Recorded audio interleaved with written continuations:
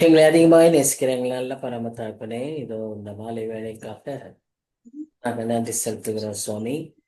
இந்த புதிய மாதத்துல இந்த 12ஆம் மாதத்தை காணும்படியாக நீர் கொடுத்திருக்கிற அந்த பெரிய கிருபைக்காக நன்றி. எங்களுக்கு தந்தக்க ஜீவன் சுகம் பலனுக்காக நன்றி. அருமை சகோதரிகளை ஆண்டவரே, நாங்க திரும்பவுமாய் காணும்படியாக இந்த கூடுகையில ஒருவருக்கு ஒருவர் பேசிக்கொள்ளும்படியாக கொடுத்த நல்ல வேலைகளுக்காக நன்றி சுவாமி. பலம், வெள்ளம், மழை, சளி, பிரச்சனைகள் இத்தனை மத்தியிலும் ஆண்டவரே, நாங்கள் உங்களுடைய வசனத்தை தியானிக்கும்படியாய் சற்று நேரம் எங்களை அமைதல் படுத்தி உங்களுடைய பாதத்துல வந்திருக்கிறோம். இதில் அனௌன்ஸ்மெண்ட்ல கூட ஏற்பட்ட சில தவறுகளை கூட ஆண்டவரே நீர் மன்னிக்கும்படியாய் செபிக்கிறோம். சிஸ்டர்கள் பொறுமையை பொறுத்து மன்னித்து வேலையில சரியான நேரத்துல வந்து ஆண்டவரே இந்த தியானத்துக்காக வாஞ்சியோடு இருக்கிறதற்காக நன்றி செலுத்துகிறோம். ஆசீர்வதியும் சுவாமி. உடைய வார்த்தைகள் எங்களுக்கு பிரயோஜனமாக இருக்க நீர் கிருபத்தாரோ. நீர் எங்களோடு இருந்து ஆண்டவரே எங்களுக்கு கற்றுத்தாரோ சுவாமி. நாங்கள் கற்றுக்கொள்ள வேண்டியவைகளை கற்றுக்கொள்ள நீர் உதவி செய்ய தாழ்த்தி ஒப்பு கொடுக்கும் பொறுப்பேற்றுக் கொள்வோம். நேசிக்கிற இயேசு கிறிஸ்து மூலமாய் வேண்டிக் கொள்கிறோம் பிதாவே. ஆமென். ஆமென். நம்ம கடந்த வாரத்துல கொஞ்சம் இந்த 34th சாப்டர் பார்த்தோமோ இல்லையா? சரி, நான் முதல்ல இருந்து எடுத்துறேன், ஒன்றும் உங்களுக்கு பிரச்சனை இல்லை. 34 1 to 4 வரைக்கும் முடிச்சிட்டோமா? Thank you sister, thank you. Okay, 1 to 4 verses நம்ம முடிச்சிருக்கோம். இந்த 1 to 4 verses ஆக்சுவலா என்ன சொல்லுதுன்னு பார்த்தா திரும்ப நம்மளை ஞாபகப்படுத்திக் கொள்வதற்காக இந்த சாப்டர்லயே 2 விதமா கர்த்தர் அவருடைய செயல்பாட்டை விவரித்திருக்கிறார். முதல் 4 வசனங்களில தேசங்களுக்கு அல்லது பூமிக்கே உண்டான நியாய தீர்ப்பை குறித்து பேசுகிறார். அதற்கு பின்பாக 5 கடைசி வரை ஏதோமியருக்கு சொல்லப்படுகிற கர்த்தருடைய பழிவாங்குதல் அல்லது அவருடைய உக்கிர கோபம், இதைத்தான் நாம அடுத்த பகுதியில பார்க்கிறோம். இந்த ரெண்டும் சேர்ந்ததுதான் இந்த 34ஆம் அதிகாரம். வேதத்துல ஒவ்வொரு காரியங்களை சேர்க்கப்பட்டிருக்கிறது, கொடுக்கப்பட்டிருக்கிறது என்று சொன்னால் அதுல நமக்கு ஒரு சத்தியம் உண்டு. அது எல்லா காலத்திற்கும் உரியது என்பதை நாம் அறிந்திருக்கிறோம். வேத வசனங்கள் அது எழுதப்பட்ட நாளிலிருந்து இந்த பூமி அழிந்து முடியும் வரைக்கும் இந்த வார்த்தைகள் அழியாது, இந்த வார்த்தையினுடைய செய்திகளும் மங்காது. அதனால அது எல்லா காலகட்டத்துக்கும் அது நமக்கு ஒரு செய்தியை அதிலே வைத்திருக்கும். இப்போ இந்த முதல் 4 வசனங்களை நாம பார்த்தபடியே கடைசி நாட்களில, அதாவது அந்த கிரேட் ட்ரிபுலேஷன் என்று சொல்லக்கூடிய மகா உபத்திரவ நாட்கள்ல ஆண்டவருடைய 1000 வருஷ அரசாட்சிக்கு ஜஸ்ட் கொஞ்சம் முன்னால எப்படிப்பட்ட சூழ்நிலைகள் இருக்கும் என்பதை இந்த 4 வசனங்களில தெளிவா ஏசாயா அந்நாட்களிலேயே சொல்லியிருக்கிறார். அதான் நம்ம பார்த்தோம். உலகத்தின் அல்லது இந்த பூமியின் சகல காரியங்களும் அதனால் பாதிக்கப்பட்டிருக்கும். அந்த நியாய தீர்ப்பினாலே இந்த பூமியின் சகல காரியங்களும் அதுல பாதிப்புக்குள்ளாகும் என்பதை நாம் பார்க்கிறோம். ஏன்னா எல்லாவற்றையும் உண்டாக்கினவர் நம் கர்த்தர். அதனால அவருக்கு எல்லாவற்றின் மேலும் ஆளுகை உண்டு. எல்லாவற்றின் மேலும் அவர் தன்னுடைய நியாய தீர்ப்பை நிறைவேற்றுவார். ஆகவே நம்ம பார்க்கிறோம், வானத்தின் சர்வசேனை கரைந்து போகிறதை பார்க்கிறோம். அந்த நட்சத்திரங்கள் எல்லாம் கீழே அத்திமரத்தின் காய்களைப் போல உதிர்ந்து விழும் என்று சொல்லி பார்க்கிறோம். இப்படி cosmic, economic, political all changes would take place அப்படின்னு நம்ம பார்க்கிறோம். இதெல்லாம் எதை காண்பிக்குது அப்படின்னு நம்ம பார்த்தோம்னா, இந்த அவருடைய வருகைக்கு முன்பாக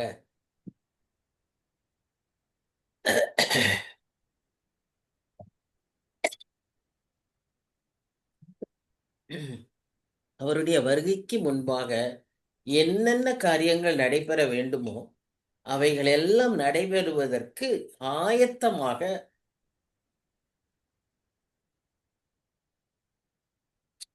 இந்த நிகழ்வுகளாம் இருக்கும் என்று சொல்லி ஆண்டவராகிய இயேசு கிறிஸ்துவே சுவிசேஷங்களிலே சொல்லியிருக்கிறதை நாம் வாசிக்கிறோம்.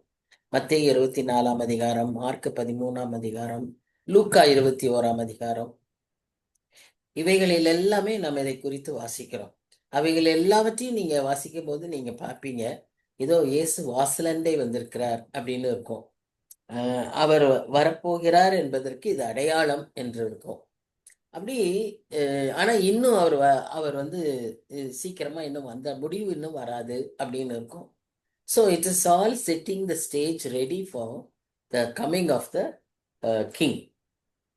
அப்போ ஃபர்ஸ்ட் என்னென்ன நடக்கலாம் அப்படின்னு நீங்க பார்த்தீங்கன்னா, தீர்க்க தரிசனங்கள் ஒவ்வொன்றாய் நிறைவேற வேண்டும். அதுல என்னென்ன காரியங்கள்லாம் இருக்குன்னு சொன்னா, எருசலேமில் பலிகள் செலுத்தப்பட வேண்டும். இப்ப எருசலேமில் திரும்பவும் பலிகள் செலுத்தப்பட வேண்டும் என்றால் ஆலயம் கட்டப்பட வேண்டும். So there should be building of the temple. நம்ம எல்லாருக்கும் நல்லா தெரியும், இன்றைய காலகட்டத்தில் நம்ம அதை ஒப்பிட்டு பார்க்கும்போது அந்த ஆலயத்தில் அதை கட்டுவதற்கான எல்லா முயற்சிகளும் நடந்து கொண்டிருக்கிறதை நாம் அறிந்திருக்கிறோம். Every thing is ready. எந்த இடத்துல கட்டணுங்கிறது தான் இன்னும் தீர்மானிக்கல.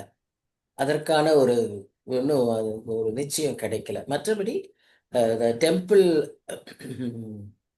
டிபார்ட்மெண்ட் அப்படின்னே வச்சு ஒரு பெரிய ஒரு group of people actually they are practising இந்த பழைய காலத்தில் இருந்த அந்த ப்ரீஸ்ட் மாதிரி, லீவைட்ஸ் மாதிரி எப்படி ஆஃபரிங் செலுத்தணும் எல்லாவற்றையும் கற்றுக்கொண்டு அதற்கு ஆயத்தமாகிட்டு இருக்கிற ஒரு சூழ்நிலையை நம்ம பார்க்குறோம்.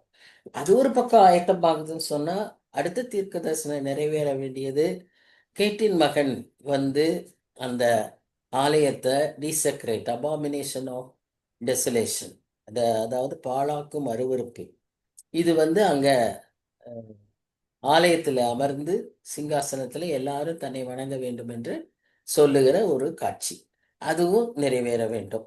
அதே போல அது நிறைவேறுவதற்கு என்ன நடந்துகிட்டு இருக்கு அப்படின்னு பார்த்தீங்கன்னா, ரோமர் ராஜ்யத்துல மக்கள், அதாவது அதனுடைய தலைவர், ஒருவேளை இன்று சொல்லப்படுகிற போப்போ அல்லது யாரும் தெரியாது, ஒரு தலைவர், அவர் வந்து ஆயத்தமாகிட்டு இருக்காங்க, அவரை ஆயத்தம் பண்ணிட்டு இருக்காங்க. இது நிறைய தீர்க்க தரிசனங்கள், பழைய ஏற்பாடு புதிய ஏற்பாட்டு தீர்க்க தரிசனங்கள் எல்லாவற்றுக்கும் அது ஒத்து போகிற ஒரு ஆயத்தமாக அது அமைகிறதை நாம் பார்க்கிறோம். தானியேல்ல, வெளிப்படுத்தல் விசேஷத்துல சொல்லப்பட்டிருக்கிற அநேக காரியங்கள் அதில் வெளிப்படுத்துகிறதை பார்க்கிறோம். அதே போல இன்னும் எசேக்கியேல் 38-39 குறிக்கப்பட்டபடி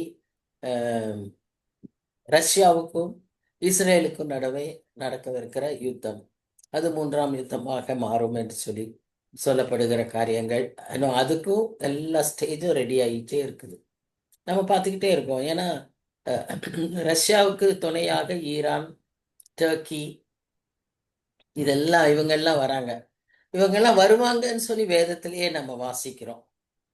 அந்த மாதிரி அவங்க ஒவ்வொரு நாட்டையும் குறித்த பெயர் அங்கே குறிக்கப்பட்டிருக்கு. அவங்க எல்லாரும் இவங்க ஒன்றாகி வருவாங்க அப்படின்னு நம்ம பார்க்குறோம். அப்போ அந்த மாதிரி காரியங்கள் எல்லாம் இப்போ அலையன்சஸ் நடந்துக்கிட்டு இருக்கு. So we do not know how soon it will happen. இதில் நாளைக்கு தினத்தில் ரஷ்யன் பிரீமியர் இங்கே வராரு, நம்ம நாட்டுக்கு வராரு. இது இந்தியா எப்படி இதில் பங்கு பெற போகுது தெரியல. இதை பற்றி அங்கே வேதத்தில் ஒருவேளை இல்லைன்னாலும் நாம் இதில் எந்த விதத்தில் எந்த பார்ட்டியில் சேர போகிறோம் தெரியாது. So every thing is getting ready, stage is set, அவ்வளோதான்.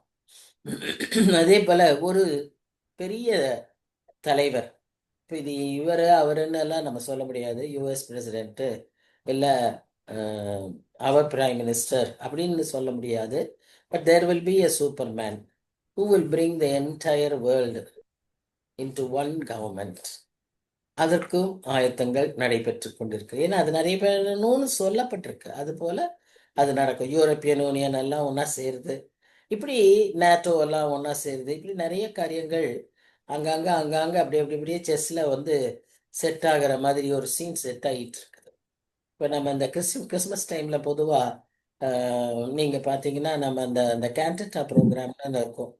அது எப்படின்னா இந்த இடத்துல ஏஞ்சல்ஸ் வந்து சொன்ன செய்தி அந்த சீன் வரும். அங்கிருந்து அந்த கேரல் பாடி முடிக்கிறப்போ அடுத்த சீன்ல மேரி மேஞ்சர் சீன் வரும். இது அதுக்குள்ள அடுத்த சீன்ல வைஸ்மென் வருவாங்க. அதுக்குள்ள மறுபடியும் ஒரு சீன்ல ஜிங்கிள் பெல் சாண்டா கிளாஸ் வருவார். இப்படி you will find the scenes changing, but the stage will be set ready for all the events to take place. Very similarly, the earth is now getting ready to set things ready for the coming of our king. சரியா? கடைசியா இன்னும் என்ன வரும்னா கள்ள தீர்க்கதரிசிகள், கள்ள போதகங்கள், falls religion, இதெல்லாம் அடுத்த அடுத்த ஒரு விதத்துல அது ஆயத்தமாகிட்டு இருக்கு. ஸோ இப்படி இவ்விதமாக இந்த கடைசி நாட்களில ஆயத்தமாகிறதை இந்த 4 வசனங்களில சொல்லப்பட்ட காரியங்கள் நிறைவேறும் என்று சொல்லி நாம் பார்க்கிறோம். இதெல்லாம் என்ன நமக்கு சொல்லுதுன்னா, it's a kind of warning to us. இது வந்து நமக்கு எதற்கு வார்னிங் அப்படின்னு சொன்னா, இந்த காரியங்கள்லாம் நடக்கும் நமக்கு நல்லா தெரியும். நாம என்ன செய்யணும்? மற்றவர்களுக்கு இதை அறிவிக்கணும். இந்த கிறிஸ்மஸ் சீசன்ல நம்ம இதை மனசுல நல்லா வச்சுக்கணும். நாம நிறைய காரியங்களை நமக்கு ஆயத்தமாக்கிக்கிறோம், நம்ம செய்யறோம், செலிப்ரேட் பண்றோம். ஆனா அதே சமயத்துல அதை போய் மற்றவர்களுக்கும் அறிவிக்க வேண்டிய அவசியத்தை உணர வேண்டும். ஏன்னா இது தெரியாம இருக்காங்க. இப்படியெல்லாம் நடக்குது, இப்பெல்லாம் நடந்துகிட்டு இருக்கிறது இதைத்தான் காண்பிக்குதுன்னு.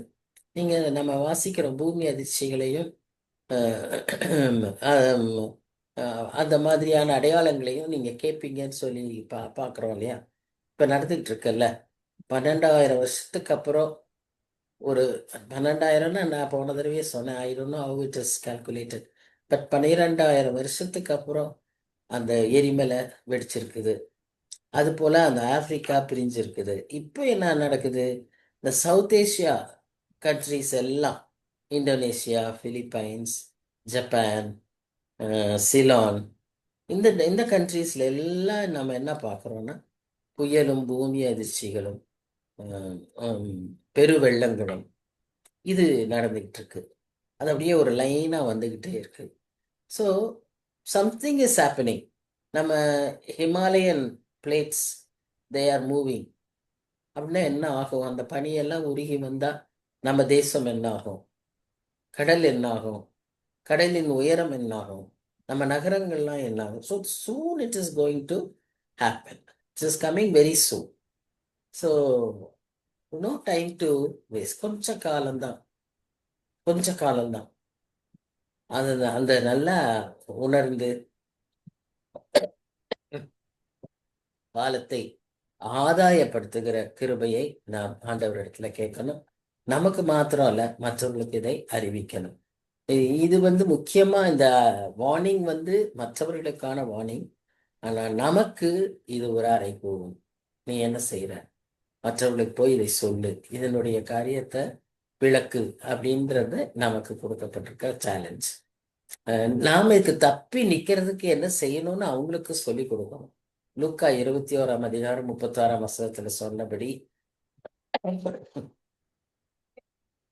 3 காரியத்தை அங்க பாக்குறோம். இவைகள் எல்லாம் சம்பவிக்கும் போது நீங்கள் இவைகளுக்கு முதல்ல தப்பி, அடுத்ததா ஆண்டவருக்கு முன்பாக, நியாயாசனத்திற்கு முன்பாக நிற்பதற்கு. So second. தேர்டு, பாத்திரவான்களாய் எண்ணப்படும்படியாக 3 நிலையில சொல்லி என்ன செய்யணுமா? விழித்திருந்து செபிக்க வேண்டும். இது நமக்கு கொடுக்கப்பட்டிருக்க இந்த செய்திய நம்ம மற்றவங்களுக்கு சொல்லணும். இவ்வளவுதாங்க நீங்க செய்யணும், நீங்க செஞ்சீங்கன்னா இந்த இதுக்கு நம்ம தப்பிச்சுக்கலாம் அப்படிங்கிறத நம்ம அவங்களுக்கு சொல்லணும். பாத்திரவான்களான்னு சொல்லும் போது என்ன? நம்முடைய பாவங்கள் எல்லாம் மன்னிக்கப்பட்ட அந்த நிச்சயம் நமக்கு அவசியம். இதை அவர்களுக்கு எடுத்து உரைக்க வேண்டும். ஏன்னா இன்னைக்கு நம்ம நிறைய பேருக்கு, கிறிஸ்தவர்களுக்கு, நான் பாவி இல்லை, என் பாவம் எதுக்கு மன்னிக்கப்படும், நான் என்ன அப்படி பாவம் செஞ்சிருக்கேன், நான் முடிந்த அளவு பரிசுத்தமா யாருக்கும் என்ன சொல்றது ஹர்ட் பண்ணாம யாரையும் நான் துன்பப்படுத்தல, யாருக்கும் தீங்கு நினைக்கல, எனக்கு எதுக்கு மன்னிப்பு, எனக்கு எதுக்கு ரட்சிப்பு, இப்படிலாம் சொல்லப்படுறத பார்ப்போம். பட் கேள்வி என்னவா இருக்குன்னா, have you been to Jesus for cleansing? Are you washed in the blood of the lamb? இதுதான் கேள்வி. ஸோ இதை ரெண்டையும் பதில் சொல்லாட்டினா நம்ம பரலோகத்துக்கு போகவே முடியாது. ஸோ அந்த அனுபவம் நமக்கு கட்டாயம் வேணும். ஸோ இதைத்தான் நம்ம 1 தெசலோனிக்கேயர்ல வாசிக்கிறோம். கிறிஸ்துவுக்குள் மரித்தவர்கள், கிறிஸ்துவுக்குள் விசுவாசத்துல இருக்கிற நாம் அப்படின்னு அதெல்லாம் சொல்லப்படுறதுக்கு காரணம் என்னன்னா இதுதான். நம்ம அந்த அனுபவத்திற்குள்ளாக கட்டாயம் வந்திருக்கணும். இந்த எச்சரிப்பை, இந்த காரியத்தை அவர்களுக்கு நம்ம சொல்லணும். இப்ப 5ஆம் வசனத்துல நீங்க பாத்தீங்கன்னா ஒரு வெறியோடு கர்த்தர் இந்த இடத்துல பேசுறத பார்க்கலாம். அவருடைய பட்டயம் என்னவாதான்? வெறி கொண்டதாம். எதற்கு? ஏதோமியரை சங்காரிக்க. ஏதோமியர் யார் அப்படின்னு நம்ம பார்த்தோம்னா இந்த வசனத்துல எல்லாம் நம்ம வாசிக்கிறது இந்த 3 வசனங்கள் தொடர்ந்து 11ல இருந்து அதற்கு பின்பாக வருகிற வசனங்கள் எல்லாவற்றிலுமே நம்ம பார்க்கிற காரியங்கள் என்னன்னா, எவ்விதமாக அவருடைய கோபம் அந்த ஜனங்கள் மேல, அந்த அந்த இடத்தின் மேல ஊற்றப்பட்டிருக்கிறது என்று நாம் பார்க்கிறோம். அப்போ நம்ம இதுல பார்க்கிற காரியங்கள் என்னன்னு சொன்னா, அவங்க பெருசா நினைச்சுக்கிட்டு இருக்கிற அந்த பெரிய தேசம், அவங்களுடைய பாதுகாப்பு,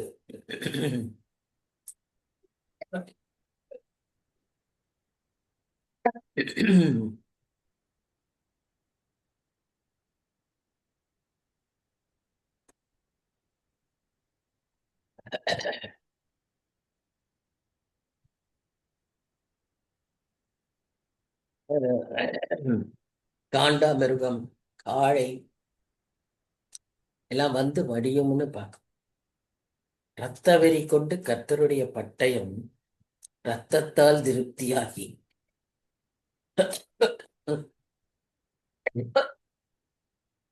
ஒருவேளை இந்த சீனை நம்ம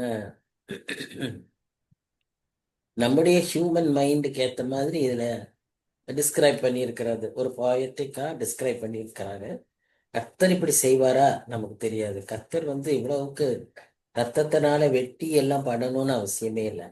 கடைசி யுத்தமாகிய அர்பகதான் யுத்தத்தை நம்ம வாசிக்கிறோம். அவருடைய வாயில அந்த பட்டயம் இருந்தது. ஒரு நொடியில அவருக்கு எதிராய் வந்த அனைத்து பூமியின் ராஜாக்களும் மடிந்து போனார். அவருடைய பிரேதங்கள் அவர்களுடைய பிரேதங்கள் பறவைகளுக்கு விருந்தாய் கொடுக்கப்பட்டது என்று சொல்லி. சோ இந்த ஏதோமியர் மேல ஏன் கர்த்தருக்கு அவ்வளவு கோபம்னா, இஸ்ரேல் மக்களுக்கு விரோதமாய் எதிரிகளாய் செயல்பட்டவர். ஆக்சுவலா பாத்தீங்கன்னா அவங்க கசின்ஸ். இஸ்ரேல் மக்களுக்கு அவங்க கசின்ஸ். யாக்கோபின் சாரி சகோதரன் ஏசா. ஏசாவின் வம்சத்தார் இந்த ஏதோமியர். இந்த ஜனங்களை ஏன் கர்த்தர் வெறுக்கிறார்னா, இவர்கள் இஸ்ரேல் மக்களுக்கு உதவி செய்யாதபடி அவர்கள் தோத்து போகும்போது, அவர்கள் சங்காரம் அடையும் போது அவர்களை கண்டு இவர்கள் சந்தோஷப்பட்டார்கள். இவ்வளவுதான் அவங்க செஞ்சது. உதவி செய்ய வேண்டிய நேரத்துல உதவி செய்யல, காட்டி கொடுத்தாங்க. அதான் அங்க ஒழிஞ்சிட்டு இருக்காங்க, அங்க இருக்காங்கன்னு அந்த பாபிலோனியர் அட்டாக் பண்ணும்போது சொல்லி கொடுத்தாங்க. அப்புறம் அவங்க உதவி கேட்டு வந்தப்போ மறுத்தாங்க. அடுத்ததான் இவங்க கஷ்டப்படுறத பார்த்து சந்தோஷப்பட்டாங்க. இது ரொம்ப காமனா இல்ல? நம்ம சுற்றி இருக்கிற மக்கள், நாமே பல சமயங்கள்ல நம்முடைய குடும்பங்களிலேயே நம்ம இப்படிப்பட்ட செயல்பாடுகள்ல நாம செய்கிறத நம்ம பார்க்கிறோம். ஆனா கர்த்தர் அதை ரொம்ப சீரியஸா பார்க்கிறார். அவர் பழிவாங்குதல் எனக்கு உரியது என்று சொல்லும்போது, அந்த பழிவாங்குதலுடைய உக்கிரத்தை அது எவ்வளவு தூரம் போகும்னு சொல்லி இந்த அதிகாரத்துல நம்ம பார்க்கிறோம். பாருங்க, பின்வருகிற வசனங்கள்ல நீங்க பார்த்தீங்கன்னா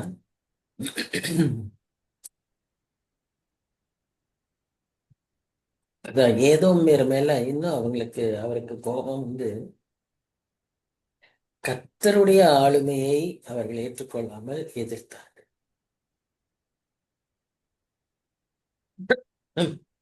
கர்த்தருடைய வார்த்தையை கீழ்ப்படியாமல் பாவம் செய்தார்.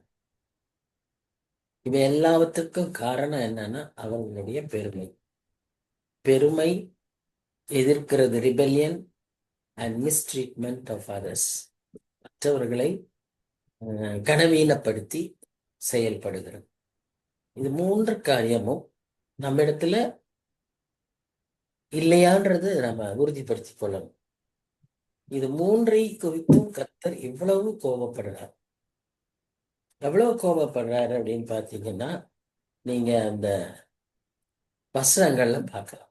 6ஆம் வசனம் 8ஆம் வசனத்துல அவர் சொல்றாரு, அது கர்த்தர் பழி வாங்கும் நாள். பழி வாங்குறது, நியாய தீர்ப்பு வேற, பழி வாங்குறது வேற. பழி வாங்கும் நாள், ஏதோ என்னைக்கும் செஞ்சதுக்கு அவர் பழி வாங்குறார். சியோனுடைய வழக்கு நிமித்தம் பதிலளிக்கும் வருஷம். அவ்வளவு நாள் அதை பழி வாங்குறார். அந்த ஆறுகள் பிசினாக மண் கந்தகமாய் மாறி நிலம் எரிகிற, so right from the earth, அவருடைய கிரியேஷன், அதுல இருக்கிற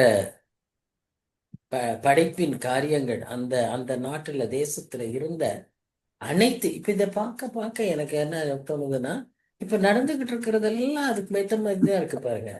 இரவும் பகலும் அது அவியாது, அதன் புகை என்றென்றைக்கும் எழும்பும். அங்க ஒண்ணு எழும்பிட்டு இருக்கு, இந்தோனேசியா பக்கத்துல ஒண்ணு எழும்பிட்டு இருக்கு, வல்கானிக் எரப்ஷன்ஸ் நடந்துகிட்டே இருக்கு. தலைமுறை தலைமுறையாக அது பாழாயிருக்கும். சதா காலமாக. இவங்கெல்லாம் ஒரு வார்த்தையை ரிப்பீட் ஆகுறது, நாம சாதாரணமா ரிப்பீட் பண்ற மாதிரி இல்ல. இது ஆவியினால் ஏவப்பட்டவர்கள் எழுதப்பட்ட வசனங்கள். அதெல்லாம் எம்பசிஸ் எவ்வளவு தூரம் கொடுக்கப்பட்டிருக்குன்னு தான் நாம பார்க்கிறோம். அப்போ கர்த்தருடைய பழிவாங்குதலின் உக்கிரம் எவ்வளவு ஆபத்தா இருக்குன்னு பாருங்க. அதை ஒருவரும் கடந்து போவதில்லை. அவர் நம்மை பழிவாங்குகிற விதமாக நம்ம ஒருபோதும் நடந்து கொண்டிருக்கோம். கர்த்தரை துன்பப்படுத்துகிறவர்களாய், கர்த்தரை எதிர்க்கிறவர்களாய், கர்த்தர் நாம் செய்ததை மனதில் வைத்து நமக்கு அதற்கு பதிலுக்கு பதில் செய்கிறதா ஒரு நிலைமை நாம் என்னைக்கு இருக்கக்கூடாது. சின்ன உதாரணமா ஆமான் பத்தி நம்ம பார்க்கலாம் இல்லையா? ஆமான் பாருங்க, அவன் செய்த அந்த காரியம், அவன் வந்து ரொம்ப பெருமையா யூத ஜனங்களை, அவருடைய சொந்த ஜனங்களை அவன் வந்து அழிக்கிறதற்கான திட்டம் போட்டதினாலே, அவனுடைய மொர்தகா யூதன் என்கிற ஒரே காரணத்தினால அவனை அவமதித்ததினாலே அவனுக்கு நேரிட்ட முடிவை நாம் பார்க்கிறோம். இவனையே தூக்கு மரத்தை கட்ட வச்சு, அந்த தூக்கு மரத்திலேயே அவனையும் அவனுடைய 10 குமாரர்களையும், எவ்வளவு ஒரு பயங்கரம், கத்த செய்ய நினைத்தாரானால் பயங்கரமாய் இருக்கும். அப்போ நாம இதுல ரொம்ப ஜாக்கிரதையா இருக்கணும். நம்முடைய நடைமுறை வாழ்க்கையில பெருமையோ, மற்றவர்களை மிஸ்ட்ரீட் பண்றதோ, ரொம்ப ஏளனமா பேசுறதோ, குறை சொல்றதோ,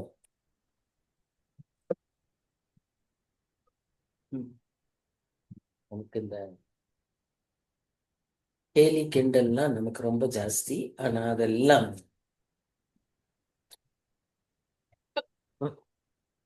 பாவமாய் மாறிவிடாதபடி அதை அவாய்ட் பண்றது நமக்கு நல்லது. ஏன்னா நம்ம அறியாம அதுல இன்னும் போய் போய் போய் அது ஒரு பாவத்திற்குள்ளாக அது நம்ம இழுத்துடும். அது பிசாசு நல்லா நமக்கு ட்ராப்பா வச்சிருவோம். ஜாக்கிரதையா பாருங்க. இந்த 11ல இருந்து இருக்க அத்தனை வசனங்களும் அந்த நாட்டினுடைய ஒரு அவல நிலைமையை சொல்லுது. ஒரு பெரிய லிஸ்ட் போட்டிருக்கிறார். அந்த லிஸ்ட்ல பறவைகள் இருக்கு, மிருகங்கள் இருக்கு, ஓரிகள்னு சொல்லக்கூடிய அப்படிப்பட்டதுங்க இருக்கு, சாக்குருவின்னு இருக்கு, கூலிகைன்னு இருக்கு, எல்லா விதமான ஆல் ஈவில் பேர்ட்ஸ்,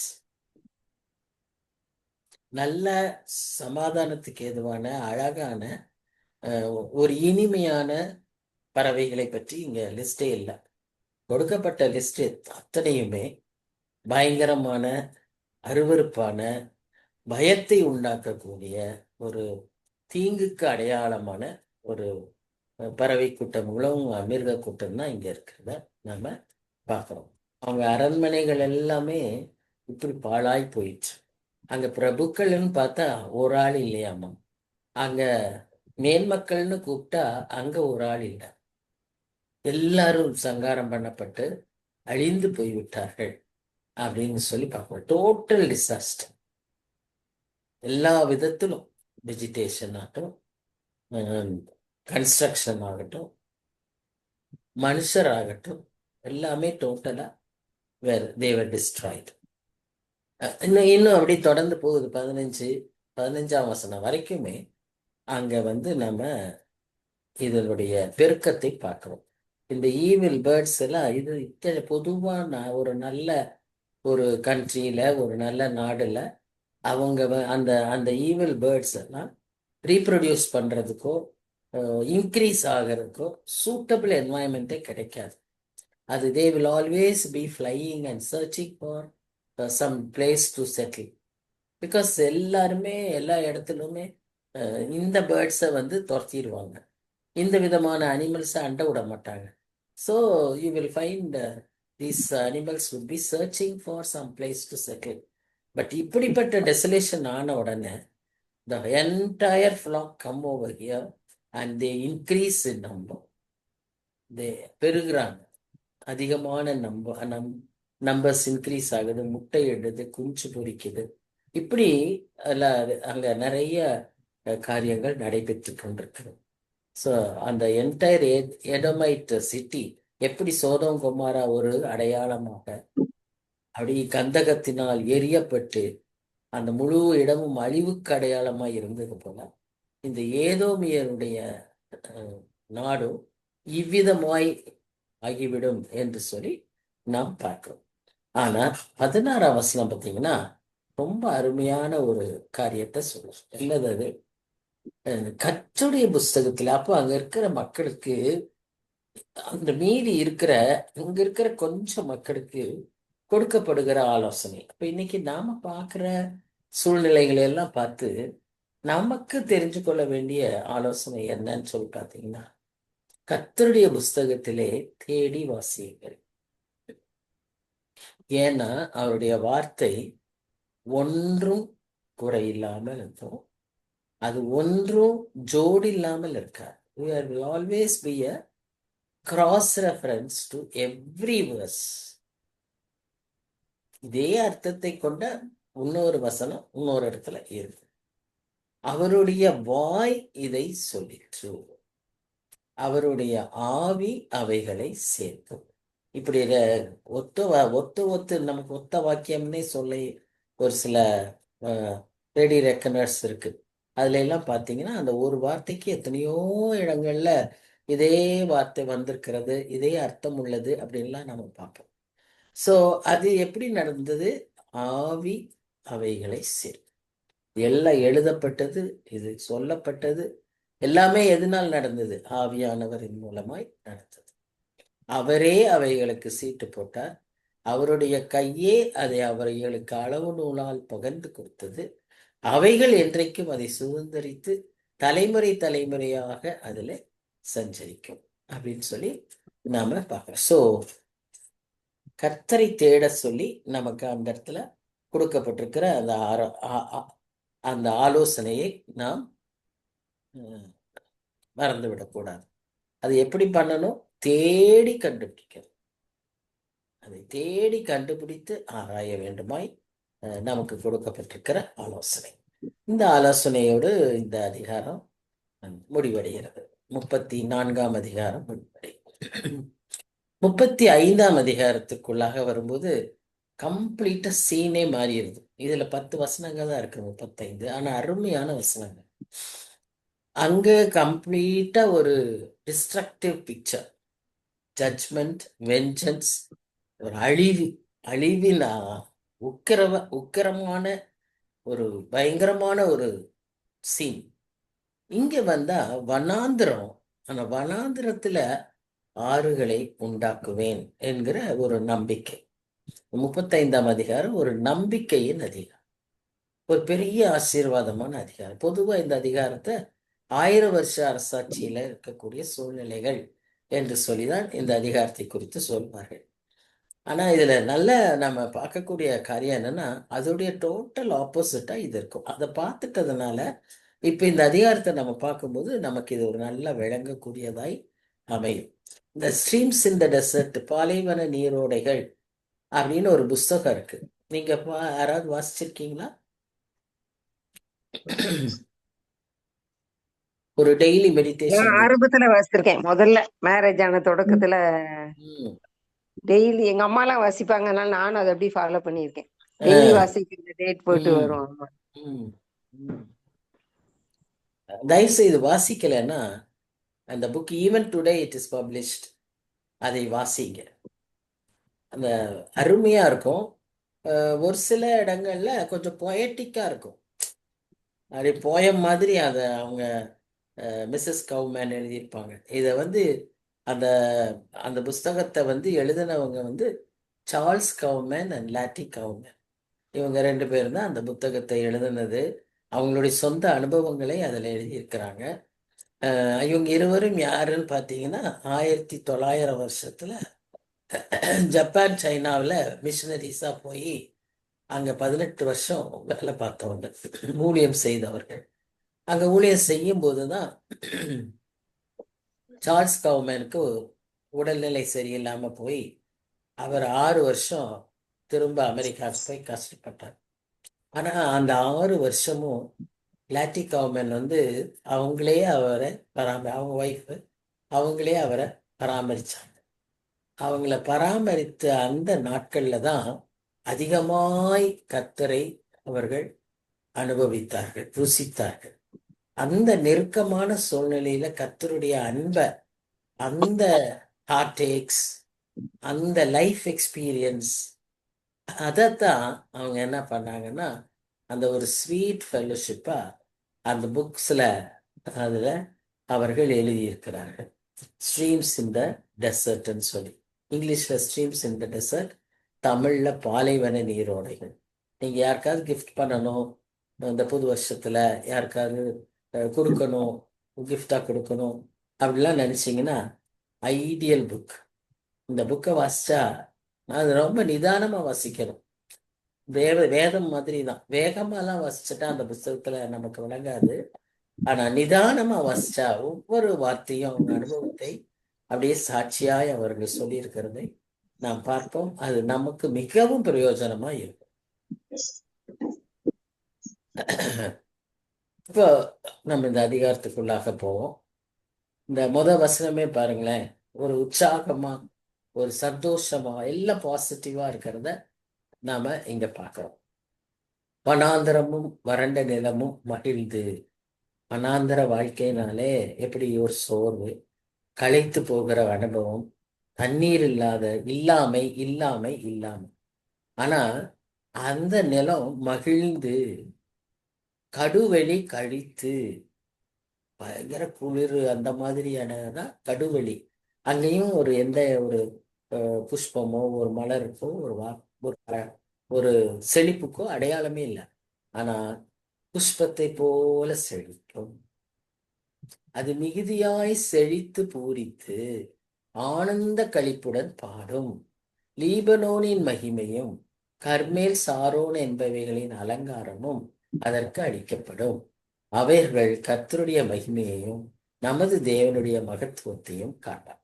முந்தின அதிகாரங்கள்ல 33ஆம் அதிகாரத்துல இந்த லீபனோன், கர்மேல், பாஷான், சாரோன் 4 முக்கியமான அடையாள நகரங்களாய் இஸ்ரவேலுக்கு நாம பார்த்தோம். ஏன்னா அதெல்லாம் செழிப்பான இடங்கள்.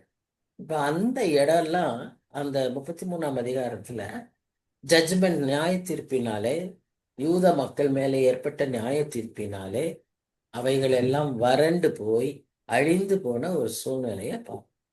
ஆனா அதே இடங்களை திரும்ப மென்ஷன் பண்ணி இந்த 35ஆம் அதிகாரத்துல ஒருவேளை இது 1000 வருஷ அரசாட்சியில நடைபெறுகிறக்கூடிய காரியமாகவும் இருக்கலாம். ஆனா என்ன நம்ம இங்க பார்க்கிறோம்னா, there will be restoration. So there is hope. கிறிஸ்தவ வாழ்க்கையில எல்லாம் முடிஞ்சிருச்சு, இவ்வளவுதான், ஒண்ணும் இல்ல அப்படின்னு சொல்லக்கூடிய ஒரு நாளும் அந்த நிலைமை நமக்கு இருக்க வேண்டிய அவசியமே கிடையாது. ஏன்னு சொன்னா, நம்முடைய ஆண்டவர் கீழே விழுந்ததை திரும்ப எடுத்து நிலை நிறுத்தி கட்டுகிற ஆண்டவர். அப்பேற்பட்ட ஆண்டவர், our God is a restorer, God of restoration. அதனால இங்க நம்ம பார்க்கிறோம் அந்த மென்ஷன் திரும்ப அதே இடங்களை சொல்லப்பட்டு பார்க்கணும். லீபனோனின் மகிமை, அதாவது லீபனோனுக்கு என்ன, உயர்ந்த கேதுரு மரங்கள். கர்மேல் என்ன, மலை மேல செழிப்பான இடங்கள். பாஷான் என்ன, வேலியில் இருக்கக்கூடிய பாஸ்டர் லேண்ட், கிராஸ். சாரோன் என்ன, கடலோரத்தில் இருக்கக்கூடிய செழிப்பான இடங்கள். ஸோ எல்லாம் திரும்ப அலங்காரமாய் அதற்குரிய மகிமையோடு அதுக்கு அளிக்கப்பட்டு எல்லாம் சேர்ந்து யாரை மகிமைப்படுத்துதான், கர்த்தருடைய மகிமையையும் தேவனுடைய மகத்துவத்தையும் காண்பார்கள். See, all our blessings, all our successes, all our victories should only proclaim the glory of the Lord. அதற்காகத்தான் அதை அப்படி அனுமதிக்கிறார். இதை நாம் எப்பொழுதும் உணரணும். நமக்கு ஒரு நஷ்டம் ஏற்பட்டாலும் அதன் மூலமாய் அதை திரும்ப ஆசீர்வதித்து கர்த்தர் மகிமைப்பட அதை உண்டாக்குகிறார் என்பதை நாம் அறிந்து கொள்ள வேண்டும். ஸோ இதுல ஃபர்ஸ்ட் நம்ம பார்க்கிற ஒரு காரியம் என்னன்னா, out of the desert come God's glory and splendour. கர்த்தருடைய மகத்துவமும் மகிமையையும் இந்த வனாந்திர அனுபவங்களிலே நாம் காண்கிறோம். இந்த யோவான் 9ஆம் அதிகாரத்துல நம்ம பார்த்தோம்னா ஒரு பிறவி குருடன் இருப்பான். இவன் யாரால பிறந்து குருடனானா, இவன் பாவமா அவன் அப்பா பாவமா அப்படி இப்படின்னு ஆண்டவரை போட்டு துளைப்பாங்க இயேசு கிறிஸ்துவ.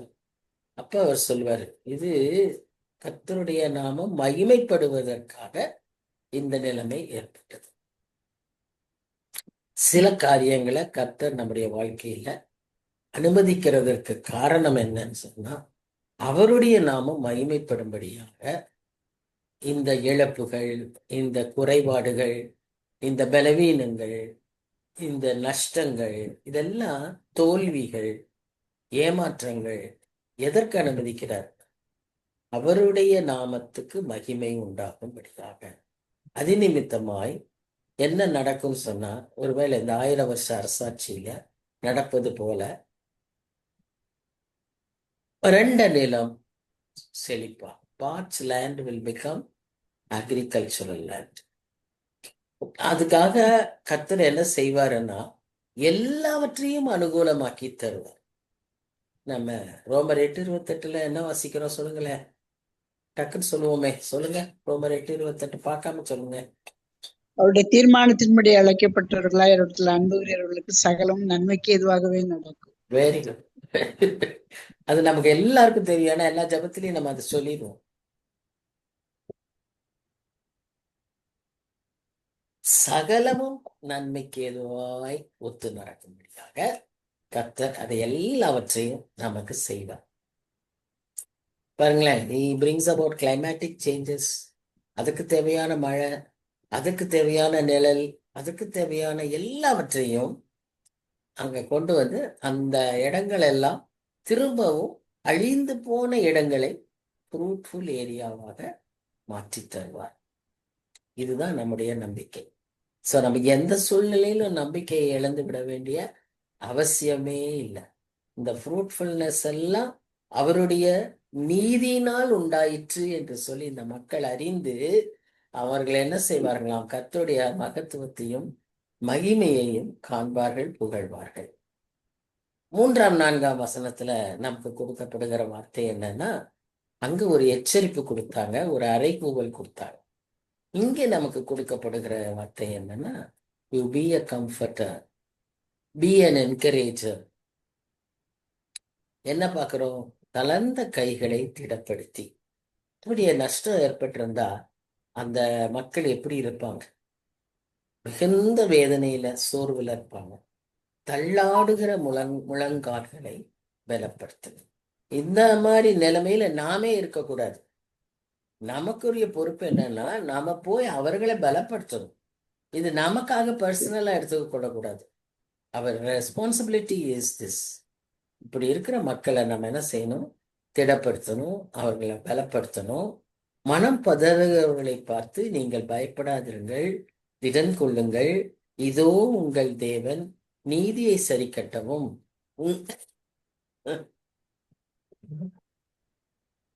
உங்கள் தேவன் பதிலளிக்கவும் வருவார். அவர் வந்து உங்களை ரட்சிப்பார் என்று சொல்லுங்கள். நான் கொஞ்சம் எக்ஸைட் ஆயிட்டேன்னா தொண்டை விட மாட்டேங்குது. சோ அந்த மக்களுக்கு நாம் சென்று அப்படி உற்சாகமாய் சொல்ல காரியமாய் இருக்கு.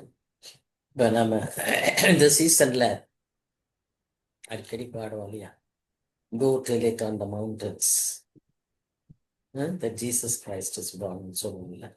அந்த அது ஃபுல்லா வாசிச்சு பார்த்தீங்கன்னா அதுல இந்த மாதிரியான காரியங்கள் எல்லாம் வரும். ஒருவேளை இதே வராட்டியும் we have to go and encourage, we have to go and proclaim அப்படிங்கிற மாதிரி வரும். அதுதான் இது. So out of the desert comes my strength. இந்த தளர்ந்த மக்களை நம்ம ஆறுதல் படுத்தும் போது கர்த்தர் அவர்களை உற்சாகப்படுத்துவார், கர்த்தர் அவர்களை ஊக்கமளிப்பார். இந்த 3-6 வசனங்கள்ல ஒவ்வொரு சரீரத்தின் பாகங்களையும் வாசிக்கிறோம். 3வது வசனத்துல கையும் கால்களையும் பற்றி வாசிக்கிறோம். 4வது வசனத்துல இருதயத்தை பற்றி வாசிக்கிறோம், மனம். 5வது வசனத்துல கண்கள் காதுகளை பற்றி வாசிக்கிறோம். 6வது வசனத்துல நாக்கை பற்றி வாசிக்கிறோம்.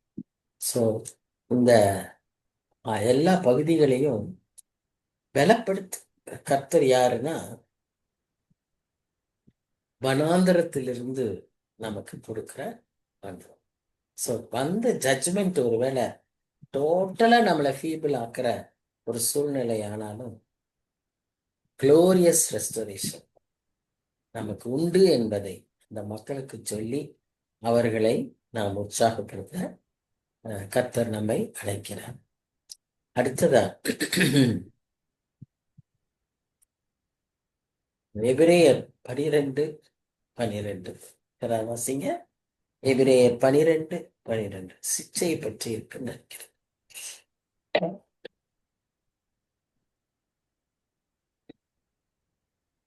தகப்பன் புத்திரனை சிக்ஷிக்கிறது போல சிக்ஷிக்கிற ஆண்டவர் இல்லையா? என்ன என்ன சொல்லுது எபிரேயர் 12:12? ஆகையினால் நெகிழ்ந்த கைகளையும் தளர்ந்த முழங்கால்களையும் நீங்கள் திரும்ப நிமிர்த்தி, முடமா இருக்கிறது பிசகி போகாமல் சொஸ்தகமாகும்படிக்கு உங்கள் பாதங்களுக்கு வழிகளை செவ்வாய்ப்படுத்துங்கள். சரி, அது முன்னாலே பின்னாலேயோ சிக்ஷையை பற்றி இருக்கா? எந்த சிக்ஷையும் தற்காலத்தில் சந்தோஷமாய் காணாமல் துக்கமாய் காணும், ஆகிலும் பிற்காலத்தில் அதில் பழகினவர்களுக்கு அது நீதியாகிய சமாதான பலனை தரும். நீதியாகிய, அதனால இந்த சிக்ஷையாகிய அந்த வனாந்திர அனுபவம் என்னத்துக்கு கொடுக்கப்பட்டிருக்குன்னு சொல்லி அவர்களை உற்சாகப்படுத்தி, தளர்ந்து போய் அப்படி பலவீனமா இருக்கிறவங்கள முழங்கால்கள் பிசகாதபடிக்கு. அப்படின்னா என்ன அர்த்தம்? அப்படியே சோர்ந்து போய் அப்படியே உடஞ்சு போய் உட்கார்ந்துடாதபடிக்கு உற்சாகப்படுத்துங்க. ஏன்னு சொன்னா கர்த்தர் நல்லவர், அவரை ருசித்து பார்ப்பு அப்படின்னு சொல்லி நம்ம அவர்களை உற்சாகப்படுத்த வேண்டியதாய் இருக்கு. சரி,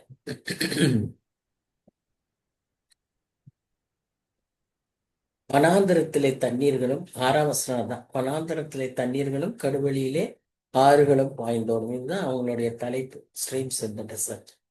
வெட்டாந்தரை தண்ணீர் தடாகமாகவும் வறண்ட நிலம் நீரூற்றுகளாகவும் வலுசற்பங்கள் தாபரித்து கிடந்த இடங்களிலே புல்லும் கொற்கையும் நாளும் உண்டாகும். ஆண்டவருக்கு ஒரு பெயர் உண்டு. நாம ரோமர் 4ஆம் அதிகாரத்துல நாம அதை பற்றி வாசிக்கிறோம். உங்களுக்கு யாருக்காவது ஞாபகம் வருதா? ரோமர் 4ல அவருக்கு அங்க அவருடைய குணாதிசயம், ஒரு ஆட்ரிபியூட்டை பார்க்கிறோம். ஞாபகம் வரல, பரவாயில்ல. இல்லாதவைகளை இருக்கிறவைகளை போல அழைக்கிற அழைக்கிறது. தேவன். இல்லாதவைகளை இருக்கிறவைகளை இருக்கிறவர். போல அழைக்கிறது. பாருங்க, வெட்டாந்தரையில எப்படி தண்ணீர் தடாக, வறண்ட நிலத்துல எப்படி நீரூற்றுகள் உண்டு, அப்படி ஒரு டெசலேஷன்ல இருந்த இடத்துல இருந்து ஃபர்டைலா ஃப்ரூட்ஃபுல்லா எப்படி வரும்? So that is our God. நம்மகிட்ட ஒன்றும் இல்லையே, நான் இப்படி ஆயிட்டனே அப்படின்லாம் நம்ம யாருமே நினைக்க வேண்டிய அவசியமே இல்லை. இவ்வளவு தூரம் நமக்கு கஷ்டம் வந்துருச்சு அப்படின்னு நம்ம நினைக்க வேண்டிய அவசியமே இல்லை. கர்த்தர் நம்மோடு இருக்கிறார். கர்த்தர் நல்லவர். அவர் எப்பவுமே நமக்காக எவ்வளவு செய்தார் தெரியுமா? அதுதான் நம்ம பார்க்கிறோம்ல. அந்த ஏதோமியரை செய்ததெல்லாம் பார்க்கும்போது நமக்காக இப்படி யுத்தம் செய்கிற தேவன் நமக்கு உண்டு. எப்படி அப்படி அதை செய்யறாரோ இப்ப நமக்கு தேவையானதை அவர் செய்வாரா இல்லையா? அதுக்காகவே இந்த அதிகாரத்தை சொல்லியிருக்கிறார். Be encouraged. போய் மற்றவங்களை என்கரேஜ் பண்ணு, கவலைப்படாத, ஒரு நம்பிக்கை இருக்கு. கர்த்தர் அவ்வளவு வழிபாட்ட ஒரு ஒரு சூழ்நிலை உண்டானாலும் அப்படியே மாற்றி கொடுக்கிற ஒரு ஆண்டவர் நமக்கு உண்டு அப்படிங்கிறத போய் சொல்லு அப்படின்னு தான் அங்க அவர் சொல்றார். ஸோ நமக்கு ஒரு ட்ரை டைமே நம்முடைய வாழ்க்கையில இருக்க வேண்டிய அவசியம் இல்லை. நம்ம எதையுமே ட்ரை ஆக்கிட வேண்டாம். Prayer, spiritual, fellowship, Bible meditation, இதெல்லாம் எதுவுமே ட்ரை ஆகக்கூடாது. There need be no dry time. Many people have a dry time because there is a loss, unexpected happening. திடீர்னு எதிர்பாராத ஒரு நிகழ்வுகள், அதுல பாதிக்கப்பட்டு அதனாலே இப்படி ஒரு ட்ரை டைம். நம்ம வாழ்க்கையில் அந்த மாதிரி அவசியமே தேவை கிடையாது. ஏன்னா எல்லாவற்றையும் மாற்றுகிறதே, வனாந்திரத்தை இல்லாததை இருக்கிறவைகளாய் மாற்று அழைக்கிறவர் மாத்திரம் அல்ல, மாற்றுகிறவர். அவருடைய மகிமைக்காக அதை மாற்றுகிறார். நமக்கு நன்மை செய்கிறதற்காக மாத்திரம் அல்ல, அதன் மூலமாய் அவர் மகிமைப்படும்படியாக, நாம் அதை கண்டு அவரை துதித்து சாட்சியாய் வாழும்படியாக அதை அவர் செய்கிறார் என்று சொல்லி பார்க்கணும். அப்ப அடுத்ததா நம்ம பார்க்கறது என்னன்னு சொன்னா, வனாந்திரத்துல நீரூற்றுகள் உண்டாக்குகிற தேவன். He gives refreshing. First splendor, then strength. Now we find refreshment. Refresh. தண்ணீர்னு சொல்லும்போது நம்ம எல்லாருக்குமே தெரியும். தண்ணி இப்பதான் நாங்க பேசிக்கிட்டு இருந்தோம். 15 நாட்களா தண்ணீர் வரலன்னா வீட்டுல எவ்வளவு கஷ்டம்னு நமக்கு தெரியும் இல்லையா? அப்போ அந்த நல்ல தண்ணி கிடைக்கல, குடிக்கிறதுக்கு தண்ணி இல்லைன்னா உயிர் வாழ்றதே பிரச்சனை. Water is for survival. அது வாட்டர், ஒரு தண்ணி வந்துருச்சு அப்படின்னாலே நமக்கு ஒரு நிம்மதி, எல்லாமே சரியாயிட்ட மாதிரி ஒரு ஃபீலிங் இருக்கும். அது மாதிரி வில்டர்னஸ்ல அது எவ்வளவோ அவசியம். காடுகள்ல வாட்டர் இஸ் எசென்ஷியல். டெசர்ட்ல ஆறுகள் எப்படி இருக்கும், வறண்ட மணலில் பூல், சின்ன குட்ட குளங்கள், அது எவ்வளவு ஒரு உற்சாகத்தை உண்டு பண்ணும்.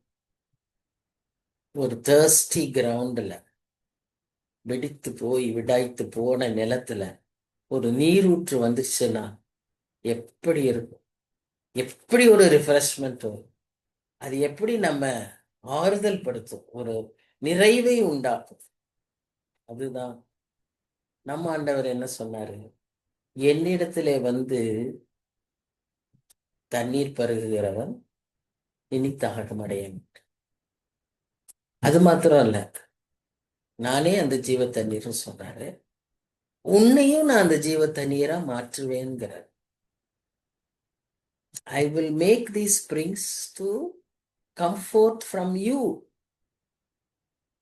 நீங்க நீதிமொழிகள் 4ஆம் அதிகாரம் கடைசி பகுதி வசனங்களை வாசிச்சீங்கன்னா, எல்லா காவலோடும் உன் இருதயத்தை காத்துக்கொள். ஏன்னு சொன்னா உன்னிலிருந்து என்ன செய்யப்படும்? ஜீவ ஊற்று புறப்படும். சூப்பர். See? நம்மையே ஜீவ ஊற்றா மாத்தி அவரை போல நம்ம மாற்றிடுவோம். எவ்வளவு பெரிய நல்ல ஆண்டவர் பார்த்தீங்களா?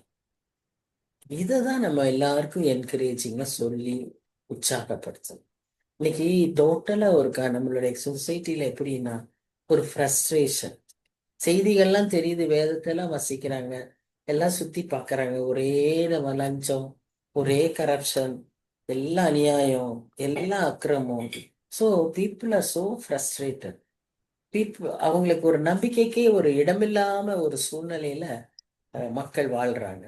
ஆனா இந்த வசனங்கள்லாம் நமக்கு எவ்வளவு அருமையா இருக்கு பாருங்க.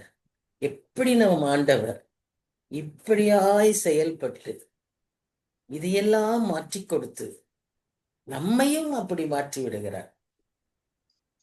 எவ்வளவு பெரிய காரியம் பார்த்தீங்களா? இந்த ஆண்டவரை பற்றி நாம் மற்றவங்களுக்கு சொல்ல அவசியப்படும். கடைசி வசனங்கள்ல பெரும்பாதையான வழி இருக்கும். இதெல்லாம் எங்க கொண்டுட்டு போகுது? பரிசுத்த வழிக்கு கொண்டுட்டு போகுது. அது தீட்டுள்ளவன் அதிலே நடந்து வருவதில்லை.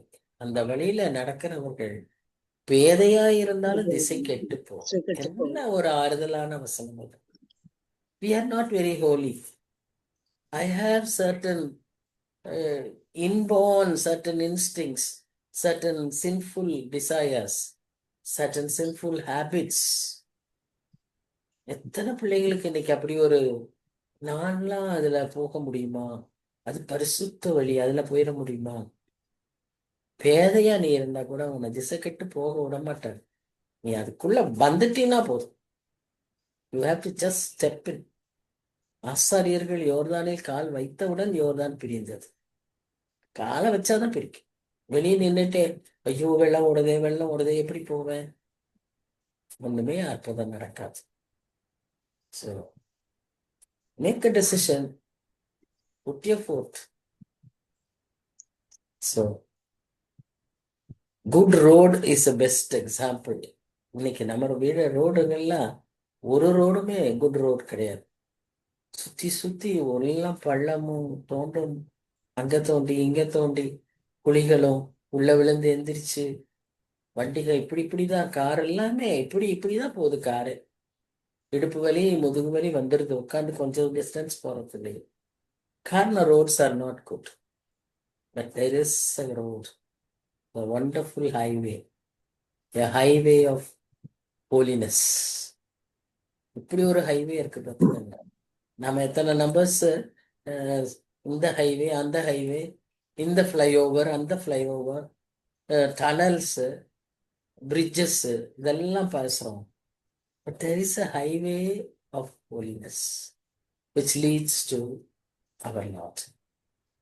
So நம்மளுடைய அந்த ரோடு அது மாதிரி போகிறதுக்கு அந்த அளவு பெரிய என்ன சொல்றது, தடையாக ஒரு பெரிய மலையை கொடைஞ்சு டனல் பண்ணி போறாங்க அப்படின்னு சொல்லும்போது, அந்த மலையை கொடைஞ்சு போகிற அந்த பாதை, அந்த மலை மாதிரி இருக்கிறது எதுன்னா நம்முடைய பாவம், நம்முடைய குற்றங்கள், அக்கிரம். ஆனா அதுல ஆண்டவர் அந்த ஜீவ பாதைய, அந்த பரிசுத்த வழிய தன்னுடைய இரத்த கிரயத்தினாலே செலுத்தி நம்மை அங்கே கூட்டிட்டு போறார். ஒரு குகை டனல்குள்ள போகும்போது இனி நம்ம அதை யோசிப்போம். இது தடையாய் இருந்த இந்த இதை இவ்வளவு அருமையா டனல்குள்ள போகிறதுனாலே ஒரு எக்ஸைட்மெண்ட் தான் இல்லையா? ஊட்டிக்கு போகும்போது அந்த ட்ரெயின்ல போனீங்கன்னா நிறைய பார்க்கலாம்.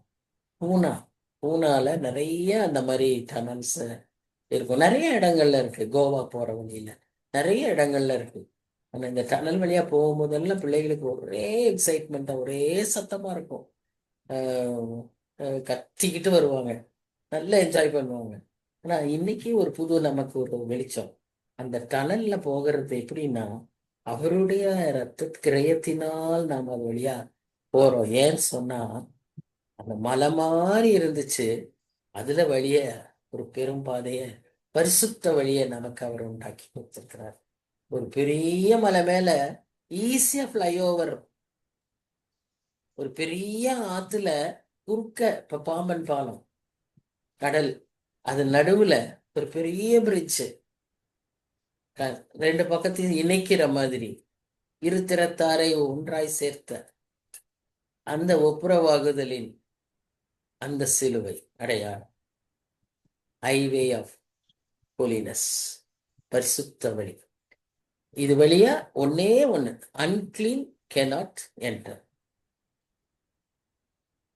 Only those who are washed by the blood. But after being washed by the blood, sometimes we may be like, என்ன சொல்றது, பேதையர், fools. தெரியாம திரும்ப பழைய, தெரியாம ஸ்லிப் ஆகி, தெரியாம குழியில விழுறது, இப்படி. இட் இஸ் நாட் டெலிபரேட்லி செய்யறது. It is not wanting to rebel against God, by habit or by temptation விழுந்துடும். ஆனா even then, because you been washed by the blood of God will not leave you. உன் பின்னால இருந்து சொல்லிட்டே இருப்பார். உன்னை அப்பா அடிப்பார், சில சமயம் சிட்சிப்பார். முன்னால சொன்னது போல அந்த சிச்சை அப்ப நமக்கு கஷ்டமா இருக்கலாம், ஆனா பிடிச்சு இழுத்து கொண்டு வந்து வழியில விட்டுருவார். இப்ப நாமே நம்ம பிள்ளைகளை கூட்டிட்டு போறோம், நம்ம கையை விட்டு ஓடி போயிடும். ஓடி போய் அங்க சேத்துல வலிக்கு விழுந்துருன்னு வைங்க, உடனே பார்த்தோன்னா என்ன செய்வீங்க? பட்டு, நாமளா இருந்தா அதான் செய்யணும் இல்லையா? பட்டுன்னு 2 அடியை போட்டு இழுத்துட்டு வந்து இதுக்குள்ள போ அப்படின்னு நாம தான் அதை கூட்டிட்டு வருவோம். அதை அடிக்கிறதுனால நம்ம அதை வெறுக்கிறோமா? அந்த குழந்தைய வேண்டான்னு சொல்லிடுவோமா? அது சரியான பாதையில திருத்துறோம். அதுக்கு நம்ம 2 அடி போடுவோம், தப்பு இல்லை. அந்த விதமாய் கர்த்தர் நம்மை சிட்சித்து நமக்கு சில அனுபவங்களை கொடுத்து வறண்ட நிலத்திலே வழி நடத்தி, ஒருவேளை ஏமாந்து போன ஒரு பாதையில கொண்டுட்டு போனாலும் ஒரு பெரும் பாதை நேராக பரிசுத்த வழியில ஆச்சரியமான ஒரு பெரிய மாற்றத்தை கொண்டு வருகிறார். So some ways we still may be a fool, yet we are safe because we are on his highway. ரட்சிப்பு நமக்கு ஒரு பெரிய பாதுகாப்புங்க. ரட்சிப்புனால நமக்கு எத்தனை ஆசீர்வாதம் இருந்தாலும் ஒரு பெரிய பாதுகாப்பு. Because he will not allow us back to go again to that hell, damnation. அதற்கு நம்ம விடவே மாட்டார். அது ஒரு பெரிய பாதுகாப்பு. ஸோ இதுல இருந்து நம்ம அப்படியே வளர்ந்து வளர்ந்து வளர்ந்து அந்த ஹைவேல போனோம்னா we will become great. அங்கே சிங்கம் இருப்பதில்லை, துஷ்டமிருகம் அங்கே போவதில்லை, அங்கே அதுல காணப்பட மாட்டாது. யார் மாத்திரம் போவாங்களா? மீட்கப்பட்டவர்களே அதில் நடப்பார். ரட்சிக்கப்பட்ட கழுவப்பட்ட அனுபவம் நமக்கு இருந்தா அந்த பெரும் பாதையிலே நாம போக முடியும். சிங்கம்னா என்ன? கர்ஜிக்கிற சிங்கம் போல அவன் நம்மை சுற்றி வருகிறான். பேதுரு சொல்றார் இல்லையா, அந்த துஷ்ட மிருகம் எல்லாம் நமக்கு வந்து நம்மை தொந்தரவுப்படுத்த முடியாது. ஏன்னா பரிசுத்த பாதையில நடக்க தீர்மானிச்சிட்டோம். நம்மோட அவர் வருவார், நமக்கு முன்பாக அவர் போவார். போன நாள் இது எல்லாம் செவையாக்கிடுவார். He is there to lead us and guide us. So அதுல போகும்போது என்ன நடக்குது பாருங்க, the greatest blessing. It is the people refer this to as a blessing of millennium, but I will refer this to be the blessing of every believer. Every believer who can enjoy this daily, who can enjoy it ultimately. என்னது அது? கர்த்தரால் மீட்கப்பட்டவர்கள் திரும்பி ஆனந்த களிப்புடன் பாடி சீயோனுக்கு வருவார்கள். பரமசியோன், நித்திய மகிழ்ச்சி அவர்கள் தலையின் மேல் இருக்கும். சந்தோஷமும் மகிழ்ச்சியும் அடைவார்கள். சஞ்சலமும் தவிப்பும் ஓடிப்போம். எதற்கும் நம்ம கவலைப்பட வேண்டிய அவசியமே இல்லை. Because God is blessing us with happiness. He will put a song in our heart. நம்ம அந்த வழியா போகும்போது சந்தோஷமா பாடி song, Christians singing song, Christians composing song is not a joke. It is a blessing. It is a gift from God. இது வழியா போகும்போது பாடிக்கிட்டே போவோம். இன்னும் டெஸ்டினேஷனுக்கு போகல, பட் இந்த ப்ராசஸ்ல பாடிக்கிட்டே போவோம். அங்க போகும்போது நாம பட்ட பாடுகள் எல்லாவற்றுக்கும் நம்ம அநேகருடைய இதுல நாம வாசிக்கிறபடி கர்த்தர் எழும்பி நின்று நம்மை வரவேற்பார். நம்ம ஒருவேளை பட்ட பாடுகள்லாம் அப்படியே சரீரத்துல நமக்குள்ள நிறைய பலவீனங்களை உண்டு பண்ணி அழுகையும் அந்த சோர்வுகளை எல்லாம் அவருடைய கையை வச்சு அப்படியே அழகா தொடச்சிருவார். எவ்வளோ ஒரு ஆனந்தம், எவ்வளோ ஒரு ஆனந்தம். There will be no sorrow, no crying, no pain. பூர்வமான எல்லாம் ஒளிந்து போய் எல்லாம் புதிதாய்.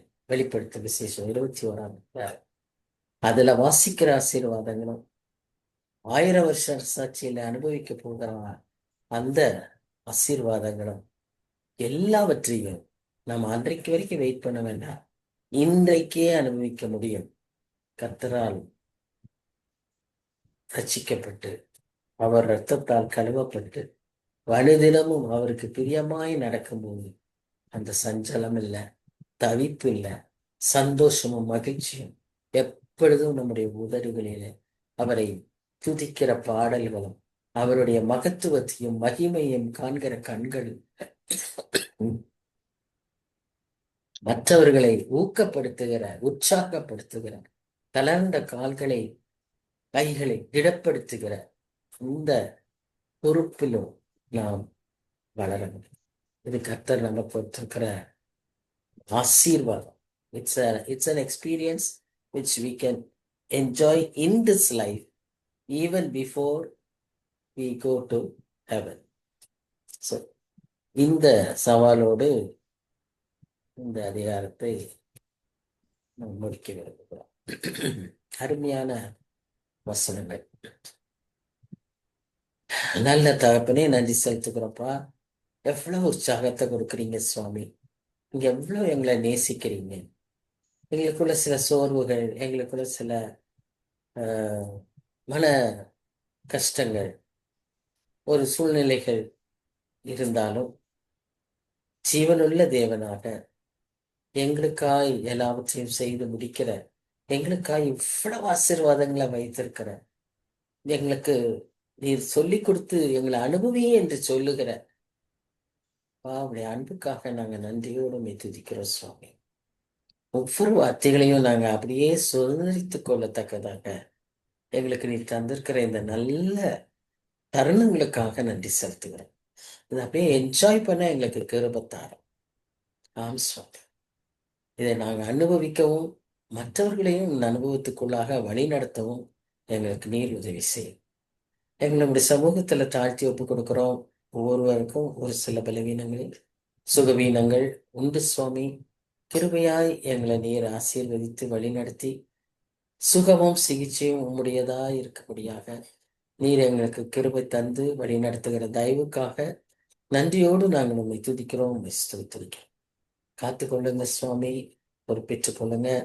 வருகிற இந்த season of your first coming, Lord help us to proclaim. மற்றவர்களுக்கு இதை எப்படியாவது சொல்லிவிட நீர் வந்த நோக்கத்தை அறிவிக்கிறது மாத்திரம் அல்ல சுவாமி, வரப்போகிற சமயம் மிக சமீபம் என்பதையும் நாங்க மற்றவர்களுக்கு அறிவித்து அவர்களை விழிப்புடன் உணர்த்த நாங்க ஜாக்கிரதையா எங்களை காத்துக்கொள்ள எங்களுக்கு கிருபத்தார். எங்களுக்குன்னு ஒரு ஹைவே ஆஃப் ஹோலினஸ் வச்சிருக்கீங்கப்பா. அதை நினைக்கும் போது அப்படி புல் அடிக்குது சுவாமி. ஆனந்த கழிப்புடன் பாடி அதுல செல்லுகிற அந்த அனுபவத்தை எங்கள் அனைவருக்கும் தாரும். எங்கள் குடும்பங்களுக்கு தாரும், எங்க சமுதாயத்துக்கு தாரும், எங்க நண்பர்களுக்கு தாரும், உற்றார் உறவினர்களுக்கு தாரும் சுவாமி. கிருபையாயிருங்க, கிருபையாயிருங்க. எங்களை வழி நடத்துங்க. தாழ்த்தி உடைய கருத்தில் விட்டு கொடுக்கிறோம். நேசிக்கிற இயேசு கிறிஸ்துவின் மூலமாய் வேண்டிக் கொள்கிறோம் பிதாவே. Amen. Amen. Amen. Thank you sister. Thank you. Good night. Thank you. God bless you all. God bless you all. Good night. Good night. Good night to all.